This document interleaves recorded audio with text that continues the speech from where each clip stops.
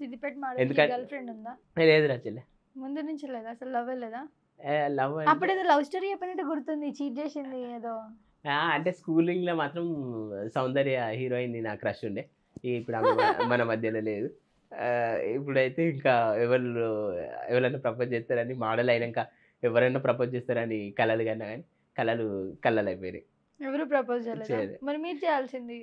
ఇక మీ ఇంటి పక్కకట అందరూ ఉన్నారు కదా! చాలా మంది ఎవరు నచ్చలే? నేననుకున్నా నన్నే ఏరి కోరి ఎవరన్నా సిద్దిపేట మోడల్ అందానికి ఎవరైనా ఒకరు ఏరి కోరి నన్ను ఏరుకుంటారని నేను అనుకున్నా గానీ ఏరుకుంటలేరు. నేనే ఇక ఏరుకోవడానికి తిరగాలి. ఒక్కళ్ళు కూడా ప్రపోజ్ చేయలేదైతే? చేయలేదురా చెల్లె. అసలు మీకు లవ్వే లేదైతే? లవ్ అంటే ఇక లవర్ లేదురా. ఉండే ఒకప్పుడు. ఇప్పుడు లేదు. లేదురా చెల్లి. ఉండే ఒకప్పుడు మీరు చెప్పిర్రు. లేదురా చెల్లి. అయ్యో సిగ్గుపడుతున్నారు. అయ్యో సిగ్గు కూడా ఉందా మీ దగ్గర? లేదురా చెల్లి. ఇక చూడాలి బ్లష్ అవుతున్నారు అన్న. ఈ వీడియో చూస్తే ఎవరన్నా వాళ్ళే ముందుకొస్తే స్వయంవరం కూడా ఓకే. సరే అమ్మాయి కెమెరాలో ఒక అమ్మాయి ఉంది అనుకోని ప్రపోజ్ చేసేయండి అయితే. సపోజ్ ప్రపోజ్ అంటే నేను అన్న ఇంప్రెస్ అయ్యేలా చేయండి ప్లీజ్. ఓకే బాగా డిగ్నిటీగా చేస్తారా కామెడీగా చేస్తారా మీ ఇష్టం. ఓకే. సిద్దిపేట మోడల్గా నేను ప్రాచుర్యం పొందిన నిన్ను ఒక మోడల్ చేస్తా అని నేను చెప్పట్లే కానీ నిన్ను అపురూపంగా పువ్వుల్లా కాయగూరలల్లా పెట్టుకొని చూస్తా అని ఆకుకూరలల్లో పెట్టుకొని చూస్తా అని చెప్తలే కానీ మంచిగా చూసుకుంటా. మా అమ్మని ఎట్లా చూసుకుంటాను నిన్ను అట్లా మంచిగా చూసుకుంటా. Ready to mingle with me. Propose చేయమన్నా ఐ లవ్ యూ అని. ఐ లవ్ ఓకే అట్లా నువ్వు చాలా అందంగా ఉన్నావు. కెమెరానా? సరే సరే అమ్మాయి ఓకే. మీకు ఇష్టమైన పేరేంటిది? పేరు పేరంటే అమ్మాయిల పేర్లలో సమంత ఎక్కువ ఇష్టం. సమంత. సరే సమంత అనుకోండి. సమంత అని పేరు చెప్పండి. సమంత నువ్వు చాలా బాగున్నావు అలా ప్రపోజ్ చేయండి. సమంత మేడం మీరంటే నాకు ఇష్టం. I love you madam. ఎందుకంటే మీరు ఎక్కడున్నారో మిమ్మల్ని కలుద్దామని నేను చాలా అన్వేషించిన కానీ నా ప్రేమ ఆప్యాయత మీకు చేరాలని కోరుకుంటున్నాను. అన్న ప్రపోజ్ చేయమన్నాను. Okay I love you Samantha madam. I love you Samantha. ఇదే నా సిగ్నేచర్. రాక్ స్టారా? రాక్ స్టార్ కాదు సిద్దిపేట మోడల్ సిగ్నేచర్ ఇదే కదా. అవునవును ఇదే. సిద్దిపేట వాళ్ళు అంటున్నారు బాబు అని కాబట్టి I love you Samantha madam. ఎప్పుడు మూతిలో కూర్చోకండి. అవును మూతిలో కూర్చో కంట్లో కూర్చో కానీ సరే okay okay I love you Samantha madam. నవ్వకుండా చెప్పాలి ఇది ఇప్పుడు. Samantha madam I love you. భూమి మీద నవ్వు వస్తుంది. నవ్వదు సీరియస్ సీరియస్. భూమి మీద నాకంటే మిమ్మల్ని ఎవరు ఎక్కువ ప్రేమించరు. నన్ను ప్రేమించండి. కోపంగా చెప్పండి ఇప్పుడు. నన్ను ప్రేమించు. భూమి మీద ఎవరైనా నాకంటే ఎక్కువ ప్రేమిస్తారా? నేనే ఉన్నా నీకు. సరే బతిమాలుకోండి ఇప్పుడు. నీ గురించి ఎన్ని త్యాగాలైనా చేస్తా. నా కంఠాన్ని కోసుకుంటా. దయచేసి నా ప్రేమను అంగీకరించవా? ఇప్పుడు శృంగారం సిగ్గుపడుతూ. సమంత నన్ను నా ప్రేమను ఒప్పుకోవా? సిగ్గు సిగ్గు ఏడుపు కాదు. సమంత నా ప్రేమను ఒప్పుకోవా ప్లీజ్? కళ్ళలోకి కళ్ళు పెట్టి చూడలేకపోతున్నా. దయచేసి నా ప్రేమను అంగీకరించు. బాగున్నా ఇంత బాగా మంచిగా చూడండి. ఎంత ఎంటర్టైన్మెంట్. ఎందుకు మీకు పొలిటికల్ అదంతా వేస్ట్ చెప్పండి. ఎలాగో ఇప్పుడు మీకు తెలుసు అది అంత సపోర్ట్ రాదు ఏం రాదు. ఇంకా పైగా మీకు మళ్ళీ థ్రెడ్ కాల్స్ అవి ఉంటాయి. లాస్ట్ టైం కూడా వచ్చినాయి కదా మీకు థ్రెడ్ కాల్స్. అవును నిజం. రీసెంట్ గా ఒక చెల్లె మంచిగా చెప్పినవారు ఇది. మా అమ్మకు వచ్చినాయట ఆల్రెడీ. లాస్ట్ టైం కూడా వచ్చినాయి. ఇప్పుడు అమ్మగారికి వచ్చిందట. అమ్మ కూడా సరిగా ఒకటే అంటుంది. అమ్మ నాన్న ఇద్దరు కలిసి నువ్వు ఇది చేయొద్దు, మన బతుకెంత, మనం ఎంత, ఇది అవసరమా నీకు అంటే నేనన్నా మీకు అవసరం లేదేమో, నాకు దేశ భవిష్యత్తు యువత భవిష్యత్తు నాకు అవసరమే అన్నట్టు నా మైండ్ ఒక భావజాలం ఒక ఐడియాలజీ తోని అబ్రహాం లింకన్ ఇలాంటి వాళ్ళ ప్రభావం నా పైన ఉంది. నేను ముందుకు వెళ్తా అంటే అమ్మ అన్నది. ఇక అమ్మ నాన్న అన్నారు నీ ఇష్టం ఇక నువ్వు ఏం చేయాలనుకుంటున్నావు అని. సో మీరైతే ఇంట్లోనే ఉందాం అనుకుంటారు. ఎందుకన్నా ఏం లేదు, ఎందుకు వెనక ముందు సరిగ్గా ఇప్పుడు మీకు ఏమైనా అయిందంటే ఎవరైనా నించునే వాళ్ళు కూడా లేరు మీ ముందు. మరి ఎందుకు అన్ని థ్రెడ్ కాల్స్ వస్తే ఇప్పుడు ఆపోజిట్ పార్టీ వాళ్ళు మిమ్మల్ని ఏమైనా చేసే అంత కూడా ఉంటుంది వాళ్ళకి. అంటే ఇప్పుడు ఇక్కడ నేను ఒక విషయం చెప్తారా చెల్లె. రాజ్యాంగం మనకి ఇచ్చిన హక్కు.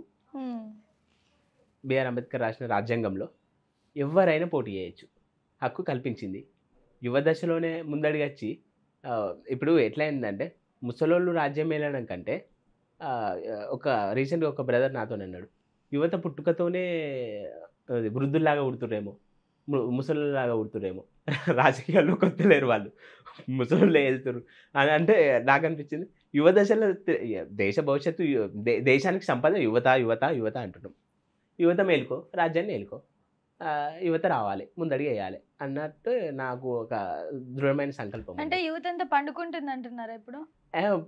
మేలుకో అంటే పండుకుంటుంది అని కాదు, కానీ అంటే ఏంటంటే డెమోక్రసీ ప్రజాస్వామ్యంలో ఉన్న ఈ రాజకీయాల్లో సమూల మార్పు కొరకు యువత చేతుల్లోనే ఉంది కాబట్టి యువత ముందడిగి వేయాలని నేను యువత ఎవరికి చెప్తున్నారు? మీ కోటేమని చెప్తున్నారా యువతకి? అవును, నా కేసు బలపరిస్తే నేను అందరూ వెల్ ఎడ్యుకేటెడ్ ఉంటారు మీలాగా, వాళ్ళు నీకు ఎందుకే ఆ లోటు, అసలు నీకేముంది, నీకేం నాలెడ్జ్ ఉంది, అసలు పాలిటిక్స్ అంటే ఏంటంటే ఏం చెప్తారు?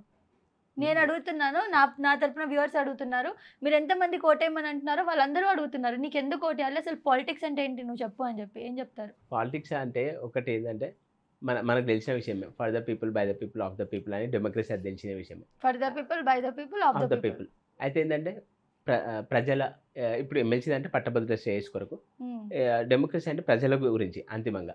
కాబట్టి ఏంటంటే సర్వీస్ అనేది, సేవ అనేది అందరికీ కూడా అందాలి. ఇప్పుడు ఎలక్షన్ అప్పుడు ఇంకో పాయింట్ ఇక్కడ నేను ఒకటి కోడి ఎత్తా, ఎలక్షన్ అప్పుడు ప్రత్యక్షమై మళ్ళీ ఎలక్షన్స్ అయిపోగానే అదృశ్యమయ్యే కోవకు చెందిన వాడిని కాదు నేను. మీరు ఆలోచించి నిర్ణయం తీసుకోండి.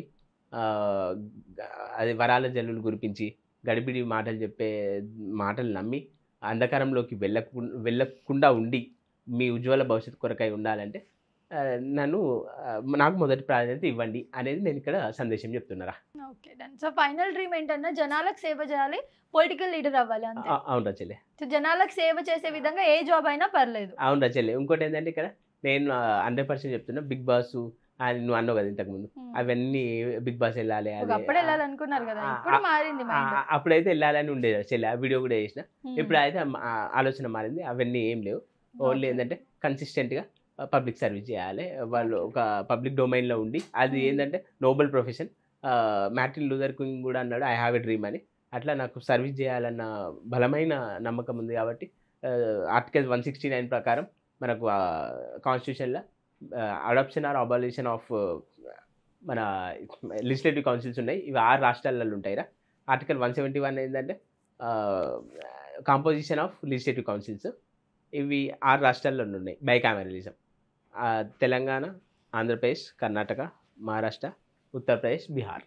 ఓకే. సో బేసిక్గా అన్న కట్అవుట్ చూసిన వాళ్ళు ఎవరు కూడా నిజంగా అయినా సివిల్ చేశాడా, ఏదో 4 ముక్కలు ఇంగ్లీష్ మాట్లాడేస్తే పొలిటీషియన్ అయిపోతారా, పొలిటిక్స్లోకి వచ్చేయచ్చా అని చెప్పి చాలామంది అనుకుంటున్నారేమో. బట్ అన్న నిజంగానే సివిల్స్ చేశారు. ఆయనవి నేను ఇంటికి వెళ్ళాను, వాళ్ళ ఇంటికి వెళ్ళినప్పుడు సర్టిఫికెట్స్ అన్నీ కూడా ఒరిజినల్ సర్టిఫికెట్స్ అన్నీ కూడా నేను చూశాను. తన పేరే ఉంది, వాళ్ళ ఫాదర్ పేరే ఉంది. సో ఇవన్నీ కూడా నిజమే అనమాట. సో ఈయన కట్అవుట్ చూసి ఈయన చదువుకున్నాడా, ఈయనకి ఇంగ్లీష్ వచ్చా, ఒక మనిషిని ఎప్పుడు కూడా మనం చిన్న అంచనా అయితే తక్కువ అంచనా అయితే వేయకూడదనే చెప్పాలి. సో బేసిక్గా మీరు బిగ్ బాస్లో ఉన్నప్పుడు పల్లవి ప్రశాంత్కి, కామన్ మ్యాన్కి సపోర్ట్ చేశారు, అలాగే బరెలకి అంతా సపోర్ట్ చేశారు. సో అందులో సగం మంది అయినా మేలుకుని నిజంగా అన్న ఏమైనా చేయగలడని అనిపిస్తే తనకు సపోర్ట్ చేస్తే అయితే బాగుంటుందని కోరుకున్నా. అన్న ఫైనల్గా మీరు వ్యూవర్స్ని ఏం కోరుకుంటారు? నిజామాబాద్, మెదక్, ఆదిలాబాద్, కరీంనగర్ పట్టభద్రులారా ఆలోచించి ఓటేయండి. బెజగం వెంకటేష్ నాకు మీరు మొదటి ప్రాధాన్యత ఓటు వేసి నన్ను గెలిపించండి. మీ సమస్యలే నా ఎజెండా. నా జీతం కూడా మీకే ఖర్చు పెడతా, నా శాలరీ కూడా. మీ సంక్షేమం కొరకై నేను పాటుపడతా. నాకు మొదటి ప్రాధాన్యత ఓటు వేయండి పట్టభద్రులారా. హెల్మెట్ గుర్తు దీనికి గుర్తుండరా? దీనికి అంటే మిగతా వారికి నువ్వు అన్న సింబల్స్ ఉంటాయి, దీనికి సింబల్స్ ఉండేరా. అంటే వరుసగా అందరు ఓటు విధానం కూడా చెప్తున్నా, కొందరు వేసేటప్పుడు కన్ఫ్యూజ్ అవుతారు. చెల్లెని ఓట్ల లాగా కూడా అయితే చెల్లె మంచిగా చెప్పింది. హెల్మెట్ దీంట్లో సింబల్స్ ఉండేరా.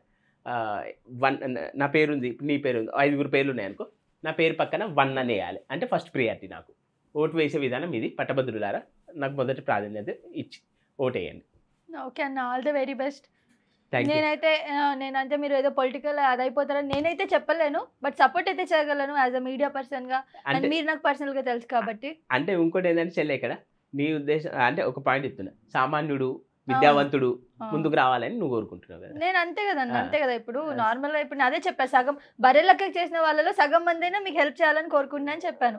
సో ఖచ్చితంగా సపోర్ట్ చేస్తాము, బట్ నేను అనుకున్నట్టు అందరూ అనుకోరు కాబట్టి సపోర్ట్ చేయాలని అనుకుంటున్నాము. అండ్ మీరు నిజంగా మీరు అనుకున్న స్థాయికి అయితే వెళ్ళాలి. అండ్ జాగ్రత్తగా ఉండండి, ఎందుకంటే ఆపోజిట్ పార్టీ అవును. వాళ్ళ నుంచి మీకు కొంచెం ప్రాబ్లమ్స్ ఉంటాయి కాబట్టి. Last time phone pay number పెడితే కొందరు అన్నారు బర్రెలకు లాగా నీకు డబ్బులు రావాలని అనుకుంటున్నావు అన్నారు, కానీ ఒక్క 1 రూపీ కూడా రాలేదు చెల్లె. ఓకే. ఇప్పుడన్నా మరి సరే ఫోన్ పే నెంబర్ అంటే అది మీ ఇష్టంలో చెల్లె, కానీ చెల్లెమ్మ చెప్పినట్టు మీరైతే సపోర్ట్ చేయండి. డబ్బులు అనేది మీరు ఫోన్పేలు కొట్టకున్నా సరే, కానీ విలువైన ఓటుని అమ్ముకోకండి, నన్ను బలపరచండి. Okay, thank you so much. Thank you చెల్లె.